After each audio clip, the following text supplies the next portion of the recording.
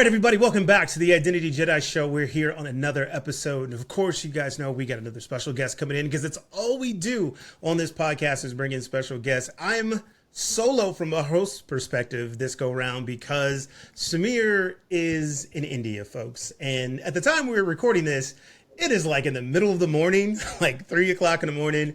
He is not going to make this podcast, but he wants everybody to know he will be on the next one. He is always sorely missed.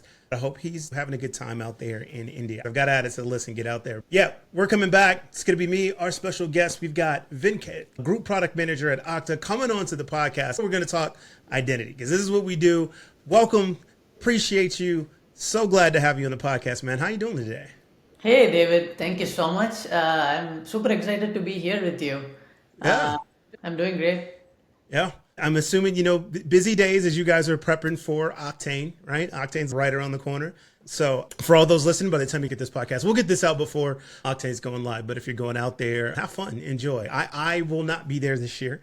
I am conferenced out. If I go to Vegas one more time this year, it will be too many. Actually, the last time I went to Vegas was one time too many. I went there for Black Hat. I was like, I'm done. I don't need any more Vegas this year, but all good, man. Yeah, so excited to have you in the pod, man. Go ahead. Super excited to have you there. I'm looking forward to meet you all. It's going to be great. David, we are going to miss you. I know, man. I know. Maybe next year. Probably not, though, but maybe next year. So when you're out there, man, you see Venkat, hit him up, set him like, hey, I saw you on the Identity Jedi Show, or hey, I just listened to you on the podcast. You guys hang out, talk all the good stuff about identity. They're just going to get into a conversation. I'm interested to hear more about your background, how you got into identity and how you started, especially being on the product side, right? Which I think is, at being a former product person as well, right? I'm a little biased. I do tend to like that side more than a practitioner side. If I had to pick, while I enjoy doing hands-on and doing implementations, I really enjoyed like the product because I felt like I had a chance to all the things that I'd learned talking to customers and frustrations. And then I had a chance to really kind of guide a product and help solve those for a mass amount of customers. So I enjoyed that process. I'm interested to hear your background and how you got started. So walk us through that journey. Identity isn't something that people grow up and go, hey, I want to be an identity. So it's always interesting to hear everybody's story of how they got into it. Time to nerd out on identity. Nobody is born with the ambition to kill identity. Over my career, I've spent a long time in cybersecurity and identity management. I've been a consultant, software engineer, and moved to product management. So one of my earlier jobs was for PricewaterhouseCoopers for identity and access management. I was relatively newer to the domain, but I was just like, okay, let's see what's there. And one of my first client was a leading retailer in US. The plan was to implement a full-fledged identity and access management program for them that includes access management, directories, identity management, access governance, etc. What was very interesting was the why. This company makes most of their revenue during Thanksgiving. They hire a lot of contractors to be at their stores to sell stuff. Once the holiday season is done, they offload these people. During that time, it's very important to have them onboarded, have access to the point of sale systems and all the applications so that they can get the transactions processed. They don't want to, or they can't afford for their system to go down or not have access. When I started there, they had like a really old, since you're an identity, they had Oblix and OpenSSO, which are like OGs access management. And wasn't even fully implemented, and some applications were purely passwords. This involved fully bringing back into a single sign-on system with a unified directory, provisioning and deprovisioning. I was super excited to see what implication it has on their business. This was one of their top goals, and they wanted to get it done by Thanksgiving. My other customer was a leading insurance provider. We had to evaluate their identity systems against NIST compliance standards because they handle critical sensitive data. This was very important for to stay in the business without any fines, regulatory violations or etc. So it kind of helped me understand how important identity management is across different business domain and what critical role it plays. And from there, I was pretty interested and I stuck onto this field. I've moved on to software engineering, but then the interesting thing about consulting is you get to talk to the stakeholders because you're on site. At the same time, you also do the practitioner work. You interact with your offshore counterparts, but also do the work of implementing. And I think I really enjoyed the stakeholder conversations, hearing their pain points in the first hand. Like, they can't afford to the system to go down in Thanksgiving, like, to so like people stay up in the office during the Thanksgiving weekends. When you hear those stories, you build empathy, but also the why for what you're doing. So that was something which was very interesting to me, and I got hooked onto it. Yeah, I mean, that makes sense. And I can see how that led you to product management. Like I said in the beginning, I think very similarly, I really enjoyed when I was a consultant and doing more of the practitioner work. Like, I love talking to the business, right? And to your point, understanding how identity worked in their organization, right? So what did these things mean? So, hey, if we change your provisioning process or your onboarding process from 3 days to, a minute, what does that really do, right? For you from a business perspective, I found those conversations fascinating. Plus, being a software engineer, I'd be in there implementing and look at code and I'd be like, this is shit. Like, somebody should do this better. So I like being on the other side and going, nah, I'm going to make sure this feature, this product is done this way. So both the customer's happy and the developer's happy, right? Like, of course, as I'm pretty sure you're aware of, once you go through there, it's you try and make everybody happy, but it never quite turns out that way. Somebody ends up getting disappointed. Yeah. So looking at that now, right, you make the transition to product, which is awesome. Having been in product now, as you look at the industry and you see where identity is coming and how it's grown over the last couple of years, what's your take on where the market is going? How do you see identity transitioning into this new phase? So I think organizations have started to take cybersecurity much more seriously. Back in those days, identity management was merely a cost center. Oh yeah, we need to do that, but it's now part of the core strategy for every company. Identity management is no longer user profiles. It's the linchpin of the security. It has become so important because a lot of threats and breaches are using some kind of identity threat vector. You see overprivileged accounts, account takeover, poor credentials getting stolen. So there is a lot more emphasis on having the right identity management protections in place. Industries have started to take it much more seriously, and it's part Yeah. of the core strategy. So that's itself is a huge thing. Also, there are like growing awareness about cybersecurity, partly also because of compliance and regulatory standards for data protection and privacy. Companies, in fact, get fined if they don't follow certain standards. That's the financial and reputational implications you can have. And then going through this digital transformation journey, there is just like too many use cases and open up because of those, and then everything needs a security angle, and how are you going to secure them? But yeah, those are the thing in terms of how the industry and the changes, like the macro changes shaping the industry. If you had to pick one, right? So I'll put you on the spot a little bit. Which one sticks out to you the most that you look at this trend and say, hey, like this is the trend or this is the direction that either just kind of really calls out to you that you're like, hey, I'm really interested to see where this goes, or you just think that, hey, this is the one that we should pay attention to the most, right? And really push this forward. Like in terms of specific investments. It could be investments. It could be features of how we're building platforms now. Like, give you a better example. We've seen this conversion of platforms, right? So you've got a bunch of companies buying up other companies. Like everybody's trying to be the all-in-one place to get everything identity. You can get governance, you get access, all in one platform. We're seeing that happen. That's no longer a prediction. It's where we are. Looking at something like that, you could say, okay, I think this is a good thing and here's why, or not. If you look at ITDR, which was really big about a year and a half, 2 years ago, right? It's still kind of in the zeitgeist, but not really much top of mind as much as it was a couple of years ago. So just when you look at some of the things in the industry and where it's moving, what kind of sticks out to you the most is like, hey, like this is something that, really kind of catches my eye and that I really think we should see more of or not more of. Yeah, I think I truly believe in using the best of breed products, but at the same time, there is value in certain aspects of your product strategy or security to work together. For example, you can't use one single sign-on system and a completely different system for your MFA. You could, but generally they come hand in hand because Right. you need to have a unified control plane, right? So what I see is like there are certain aspects which needs to be tied together. And what I see is the more comprehensive product you offer, Okta started with, for example, single sign-on, then identity providers, moved on to offering MFA. But then from there, you see that you not only need that, but also authentication policies to determine which sets of users need what kind of restrictions. You don't need the same security for a simple application.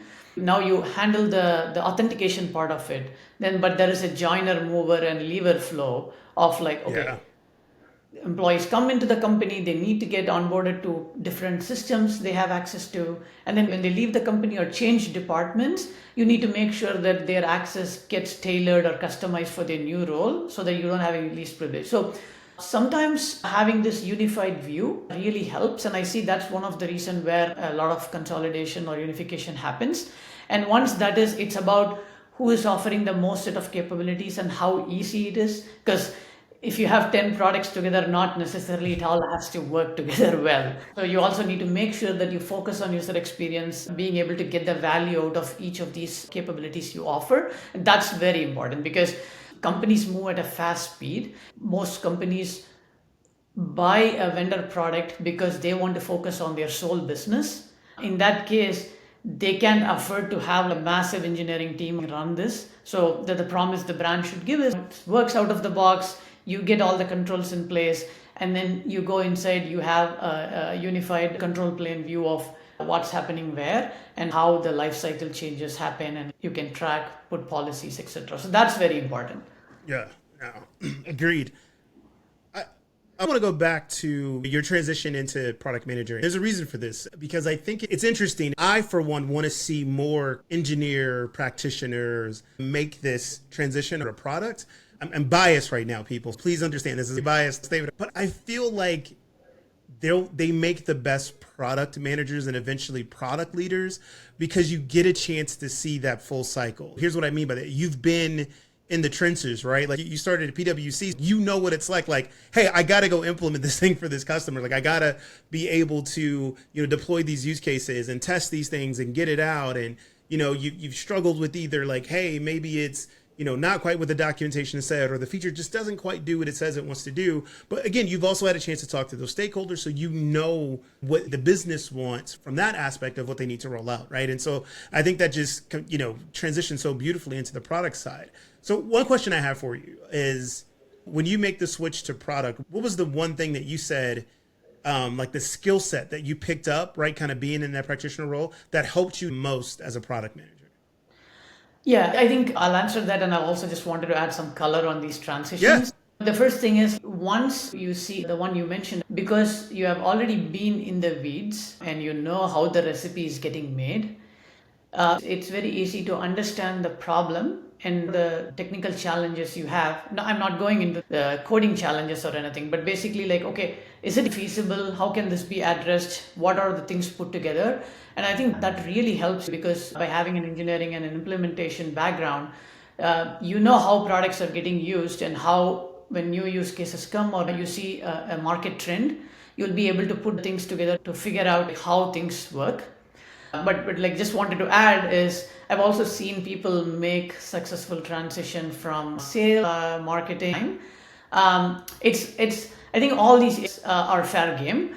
It's just that when you come from different areas, there is like, if you think of this as like a Venn diagram, there's one part of it which you are super strong at, and the other parts you need to flex and learn about. For example, like, when you make switch from engineering, like go to market, and how do you make sure that you convey the value proposition? So that's something I spent more time on earlier in years because that's very important. You make a fancy cake, but it just sits in your store and not getting sold. It's like no point. So like learning and making sure that like who are your buyers and how are you going to resonate to them, and then like how are you going to differentiate yourselves against your competitors. So those are things I came. And similarly, when people come from sales and marketing, they're really good at that stuff, but then you also need to understand to some extent what happens, what are all the different pieces. I think yeah, like there's advantage, but definitely coming from engineering has a huge bonus and upside to make the switch. And you feel the empathy of the engineering and the teams who work on it, as well as customers who come up with their use cases of, okay, this is what I'm trying to achieve.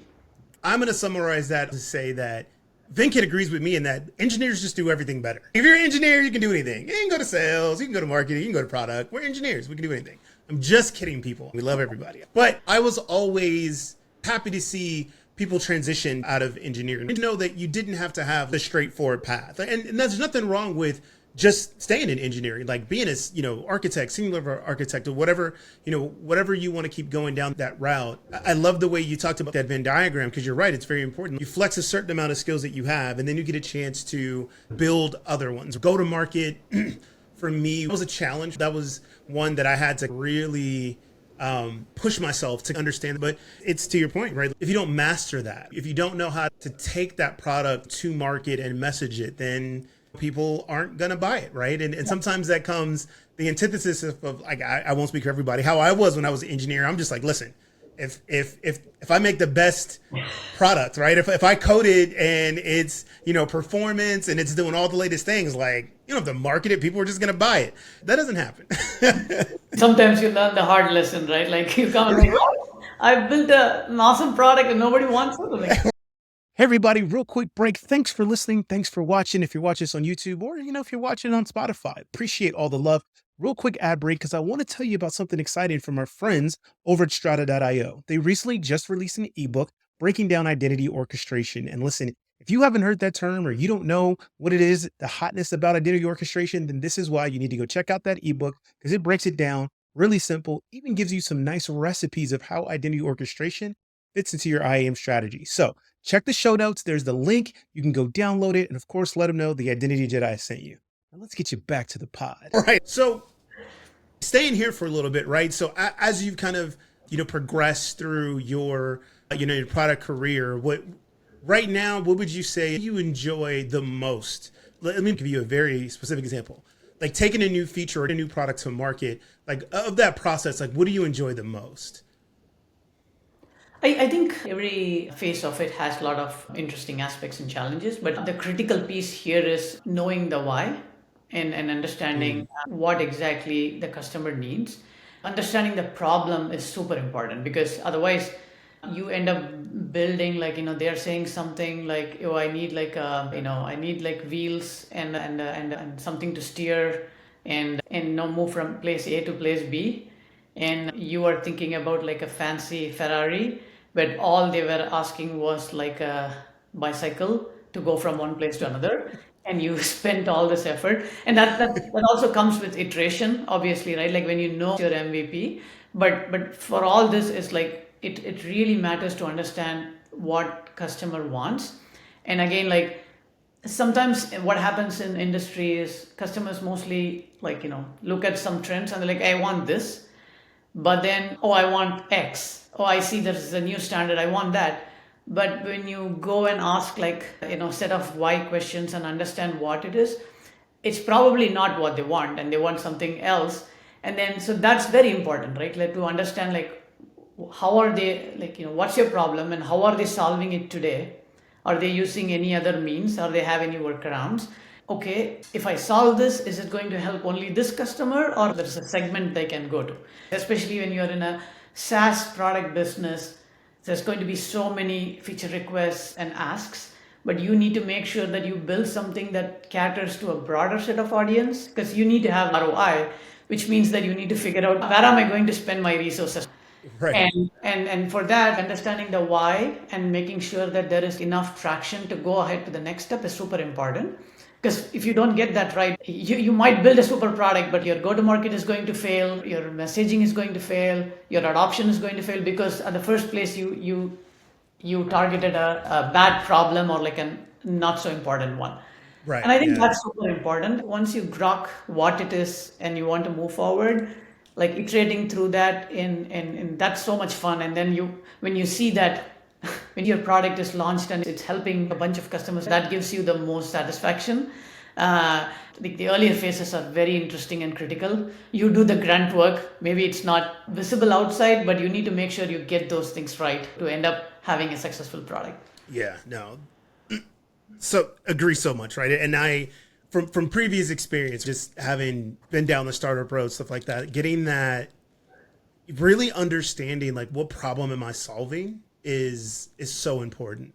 oftentimes I figured out that the problem I want to solve then is not the problem that the customer wants me to solve, right? It's like, Yeah. oh, I want to solve this problem. You start putting in front of customers. They're like, hey, but what's this thing? You're like, wait, no, I want to focus. And then, but the customer will lead you to the problem the problem they want to solve. And, taking that theme of problem solving, when you look at the identity market today, what's a problem that you see that you feel like we could be solving better? I think it's a lot about user experience and making sure that the segment itself is complex. We need to spend like more time in educating the customers field to be like why some of these things are important. For example, I have many friends who don't use a password manager. Everyone is in technology or some other domain, but when you are not closer to the problem, you realize I just need to make sure I have 5 long passwords that I can use.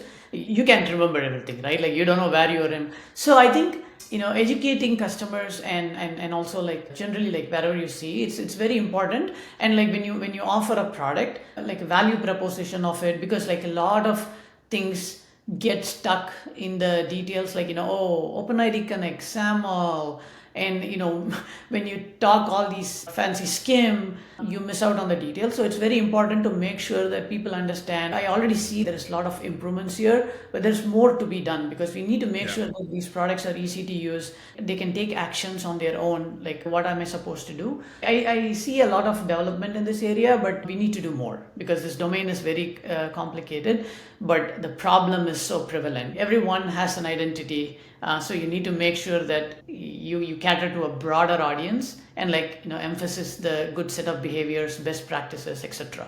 Sometimes you see even experienced administrators go for like configurations which are less secure because they just want to like get it going. But it's important to highlight why X versus Y is important and why you should do so. An example would be using an SMS factor. An authentication factors is very easy because you just get an OTP and you enter. But hey, Right. guess what? Like passkeys are equally easier now. It's just that this leads more education about why you use one versus the other. SMS are prone to like attacks, SIM swaps. There's just we have seen so many attacks. Whereas like the passkeys, when you have phishing resistant solutions, make the deterrent harder. Security is a continuous game. You can never Yeah. say that, all right, I'm done. But you keep raising the bar one level or 1 inch at a time so that it makes it harder. You protect your own data and your own assets. So it's super important. Yeah, I do agree with educating the customer more. One of the things I've been critical of this year is kind of to go to market and the messaging, like how we message some of these products in the market and, being making them more solution driven. Like, here is the problem it's solving. Here's how it solves the problem. Here's why this is a problem that's solving, right? And kind of really leading the customer down that route. Sometimes I think we forget that we live and breathe this stuff every day. It's a sacred language to us. So, Skim, SAML, like all that, cool, right? But not everybody, lives and breathes in this stuff, even though identity has surfaced itself, right? Yeah. To the point that businesses are talking about it more, there's still not a depth of knowledge in there, right? Which, and again, I think that's something that as an industry we'll continue to see and grow. So I want to ask you this. We're going to take out our crystal ball. We're going to see if we can predict the future. So looking forward, what do you think the industry is? Let's go like 3 years from now, right? What's a bold prediction you see or something that you're like, decentralized identity will be a main thing in 3 years? Just looking forward, what are some of the things that you see on the horizon that like, hey, I think this is where we're going to be 3 years from now? I think what I'm saying is the passwordless adoption, it's continuing to grow. It's only going to keep growing. I'm seeing that this is going to be in a much better place in 3 years compared to now. With support from platforms like Android and Apple, it makes it easier for you to adopt. When it was FIDO and WebAuthn, it looked like identity jargon and only for enterprise. But once it has been made passkeys and you have the ability to sync your cryptographic keys between devices, which is thanks to Apple and Google, it's going to make it so easy and reachable for consumers as well as enterprise. What happens in enterprise is that the challenges or the things we need to tackle on how is onboarding going to work? How is recovery going to work? Previously, before passkeys, I can remember what's your least favorite food? Pickles. I enter that and I'm like, that's not going to work anymore. So, this is where identity verification and identity proofing comes in handy. your driver's license is continuing to be there, and there's like liveness detection. You're going to be, they want to check if you're the right person. With deep fakes and everything, this is only going to become more important because you Oh need to yeah. make sure that when someone wants to reset or like enroll, you verify indeed the person it is who they say they are.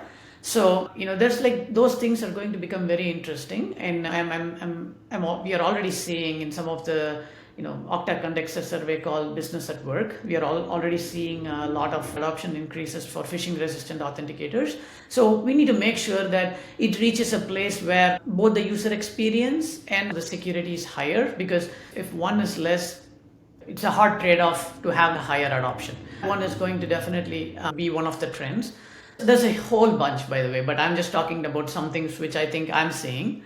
Zero trust security, old mantra, but a new meaning.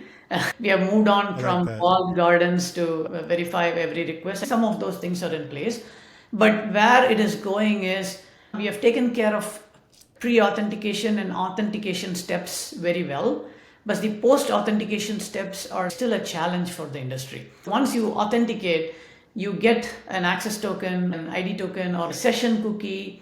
All these artifacts are really bearer tokens, like cash. You get a $5 bill on the road and go to the store and show it, you're going to get what you want for $5. Right. Nobody's going to say, well, that bill belongs to Venkat, because everything is self-contained, right? Right. So Right. barrer token or like that. Whereas like if you have a credit card protected by your biometrics, there is a binding to it. Even if you get hold of my phone, you can use my Apple Pay unless you are able to like unlock the biometrics. Barrer tokens are like your cash, and bound tokens are like like your Apple Wallet, for example, right?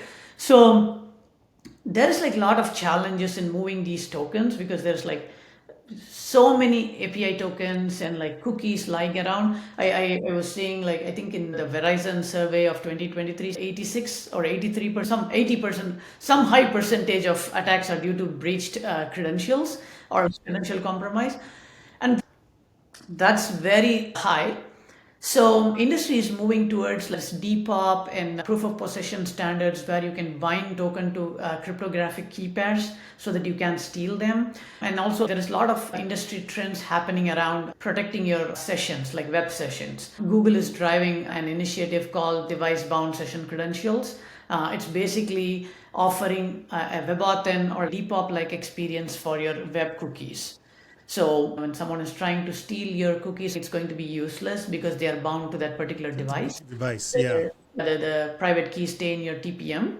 So it's very hard. I think we are going to see a lot more of that. And there's a whole bunch of posture management industry, cloud software identity. And I think that's going to become very important. What we are seeing is like identity and security protections or threats are not only for runtime but also static. When I have a standing set of privileges, you need to continuously monitor to be like, okay, am I having like overprivileged access, or am I having the right access? So I think those things are important.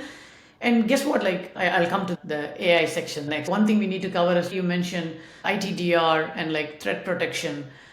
We need to monitor like for changes, risk levels. So I think those all become important, and I think this continuous access management and continuous evaluation, not just ITDR, but I'm talking about like overall, Overall. like Right. checking your posture and like making sure like you account for dynamic changes in your risk level.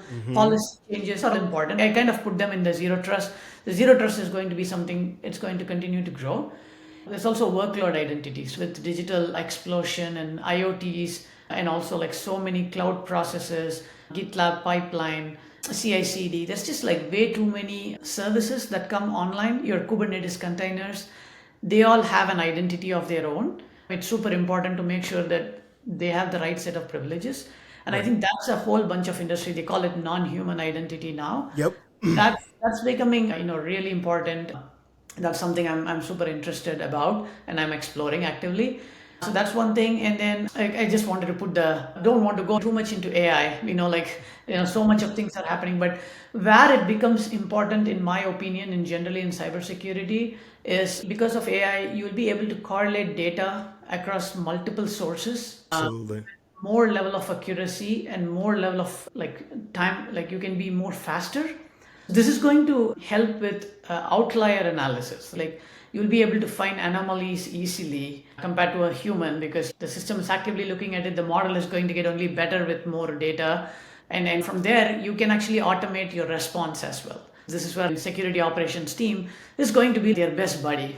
You sit with them, and it's going to be super important in that place. Also, like we mentioned about user experience and having the right configurations, I think streamlining some of this administrative tasks can also be done by AI. Hey, I have an application. Think about if the administrator can interact in natural language, like, hey, help me configure the application with the most powerful security, and you come up with a ready-made policy tailored for you. Here you go. Those things are going to be like, how your GitHub Copilot is going to help you to generate the code. Yeah, Having these administrative tasks automated or having help is going to cut a lot of time and help people move faster and adopt a strong security baseline. I think you're absolutely right with the way we see AI show up in these tools. At the end of the day, it's correlation and context, right? Being able to take all this data and make it mean something. And to your point, like having either administrators, users, it doesn't matter who you are, being able to interact with it in a very natural way. Just ask it general questions, right? Help me do this. How do I do this? Tell me Yeah. more about this. And you're just interacting with the platform. One of the things that I think leaning into some of that, like the GitHub Copilot or VS Code, it's not only will it generate, like, here's the policy for you. Now we go apply that policy. It's like, oh, well, it's not always right. You're still going to need a senior level hand that knows to look at it and go, okay, I see what you did there. Maybe that doesn't quite make sense. Maybe I'll do this. But the other part that I think is interesting in there, kind of like an after effect, is you can also, that can also accelerate like some of the junior resources, right? It generated this policy. The senior person looks at it and go, yeah, that's right. It's doing this. And now they're able to generate accurate policies and look at this stuff and learn, why is it doing this? Oh, that's how I secure this. Oh, that's what it means to go and do this. Here's how I write an effective SOD policy, or here's how I configure, adaptive multi-authentication with different signals on this, application, right? You're seeing these things and they're not getting caught up in the, I got to go bump my head and learn. It's like, oh, it's generated it and I'm seeing how it's done. Right. That's the exciting part that I see about some of the stuff to come. There's so many things coming. I've said it for the last 2 years that this industry has been ripe for disruption. Now, with just from a technology standpoint, just even the way we develop applications, yes, the AI craze, but really what it means when you're seeing a lot of the underlying things that are coming from AI. So the models that you have access to, that you have APIs, you're giving developers more tools to build bigger and better software, right? Which is fantastic. I completely think in the next decade, the way that we interact with applications will be completely different. Like I don't think we'll look 10 years from now and be like, oh, can you realize we actually used to go in and click stuff? It's just going to be a different way looking at how fast the technology is moving and what's going there. I've always been a futurist though. Yeah, you mentioned about like the junior folks or like the new people into the industry. Like, guess what? Like, I was just reading the World Economic Forum survey, and what they're saying is there's about 4 million cybersecurity worker shortage across the world. And in fact, in US alone, it's about 750K jobs needs to be filled. So this area is like severely in demand, and also in fact like it was just like U.S. Bureau of Labor, I believe. I saw that it says that cybersecurity job market or the segment has been the most growth. It's predicting the most growth, like 7% or something in the next 5 to 8 years, which means that it's going to open up opportunities for more young, talented professionals, people from underrepresented demographics, to have an opportunity to enter into the cybersecurity market. And if you tie it together, the AI is only going to help them learn. Like, think about, you are having like a KT session continuously for you to learn. It's not going to be like, hey, you join the company, 1 week you're going to get like 3 hours of transfer. It's going to be someone you can interact and learn. And I think that trend is going to be super interesting. It's just that particular thing, like the whole artificial intelligence, I don't think it's specific to cybersecurity. It's across, it's disrupting every industry. I am super excited about the opportunities and prospects it can have on this segment, like cybersecurity. Yeah. Fantastic, man. But this has been great. I could talk to you about this stuff all day. I really appreciate you coming on the pod. Great conversation. Looking forward to having more. I'm sorry I won't be at Octane, but we'll do this again, man. We'll have you back on the pod. We'll talk about some stuff. We'll definitely do this 3 years from now. We'll come back, play this episode, and see how our predictions were. We'll do that. Thank you so much, David, for having me. It's been great chatting with you. Great having you as well. So listen, everybody, you guys know what it is for the Identity Jedi Show. Make sure to subscribe to the newsletter at theidentityjedi.com. You can listen to this on all the streaming platforms out there, Spotify, Apple Podcasts, wherever you get your podcast. Also, it's on YouTube. Wherever you're listening, wherever you're watching, please make sure to like, rate, comment, subscribe. All of that stuff goes a super long way and continues to help support the channel and support the goal here, the Identity Jedi Show. So you guys know what it is. Till next time, be good to each other, be kind to each other, love each other. We'll see you on the next show.